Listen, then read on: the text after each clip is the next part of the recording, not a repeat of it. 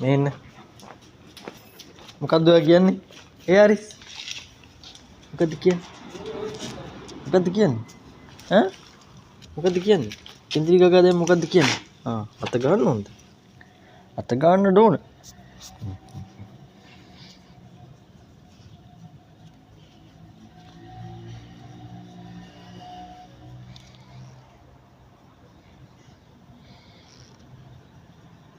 ඇති නේද? ඇති නේද? මට බෑ. මොන කොලවක්ද මේ? මට බෑ.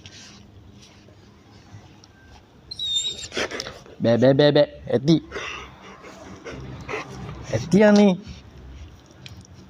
මට